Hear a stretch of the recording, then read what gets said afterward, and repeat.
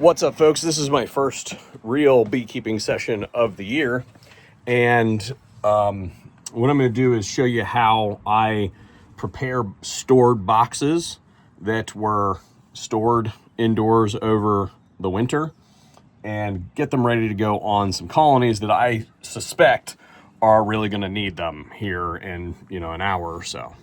So along the perimeter here, we have a propolis seal, and all this needs to be kind of scoured off. It doesn't need to be awesome, but that builds up over time. And while we want them to seal the boxes, we want the boxes to actually fit together level. And if it was high summer, I wouldn't be messing with this at all, because it's very pliable when it's like 90 degrees outside. But right now it's kind of like rock hard. So just a quick scrape, and this side sometimes works better. There we go. Same thing up here. Now the part that's important is in here, because the frames have to fit in here. And if you got a bunch of ridges and bumps in here, sometimes that can be a pain in the butt. So the obvious one is this edge, right? But the one that isn't as obvious is this edge. You can see these big, well, maybe you can, maybe you can't, big bumps right here.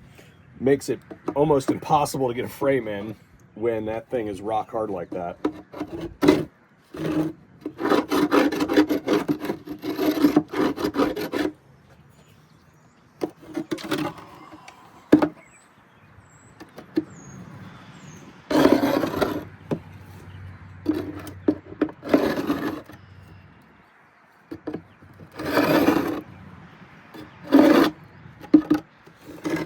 And then, so now this whole thing, after we get this surface here, which I didn't do over here, which it doesn't look like it really needs it. All of these, not all of them need to be taken down, but like for instance, that one, you'll go to insert a frame and it won't fit, and you'll be like, what's going on? And it's something dumb like that might be impossible to discern while you're wearing your bee suit when you're hot and sweaty. And it may not cause a problem right now when I'm about to use it. It might cause a problem, 3 months from now, because the bees will take this as a template on where they should be adding more structure. So quick clean right like that. And you can see this isn't like amazingly clean, but it's better than it was.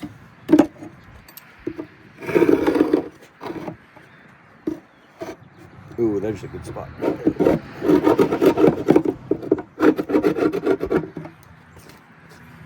right, that box is ready for use again.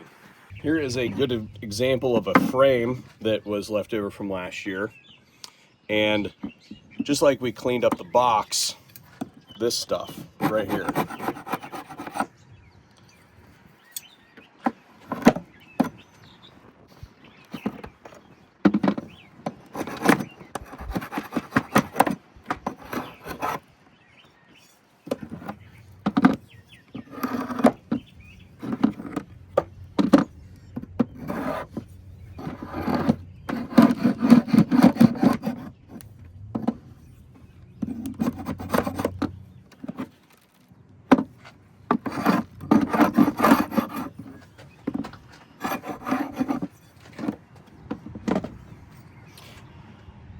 I removed all that stuff up here because they were going to want to use that as a template to build out.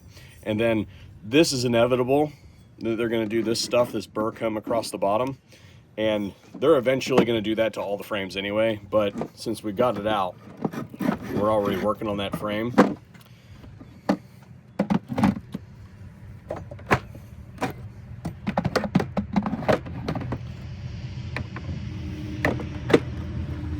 then across the top here on all of these, same difference.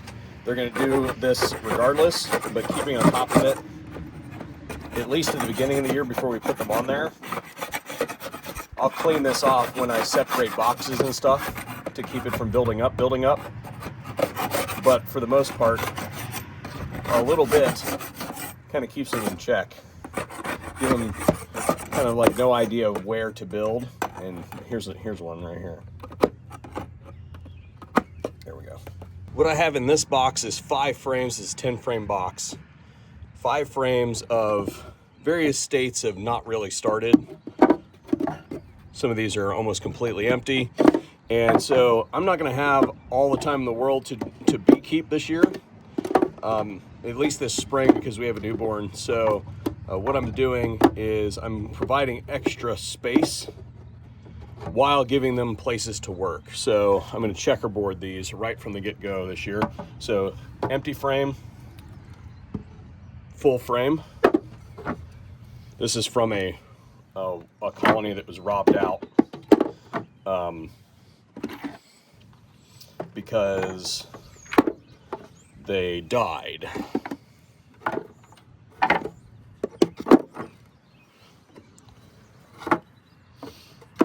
And there we have extra space for a colony to expand into, and it will take them a little bit longer to do stuff like this than it will to just outright fill stuff like this. Here's a box that's gonna have to be redone. So usually I paint. You can see this bottom board here is painted, but last year I tried this new dip that's designed to condition the wood. It gives this kind of like silvery patina.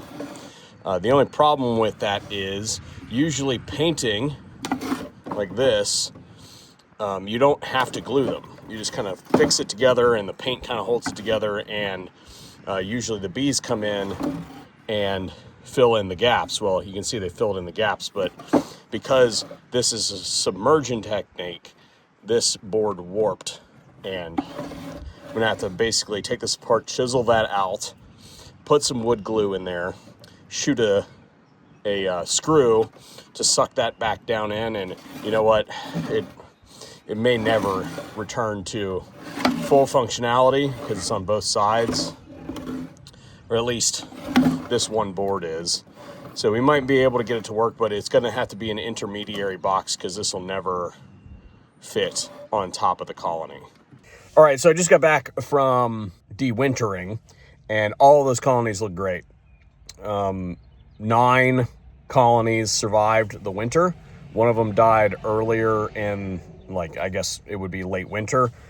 I added boxes to all of them because they were just absolutely busting at the seams. The drones are already out, so I don't know that I'm gonna have the time to head off as many swarms this year as I did last year because of the newborn. So I added extra boxes to all of them just to give them space because they're already building up into the quilt boxes. The drones are out, so here pretty soon they're gonna start doing that stuff.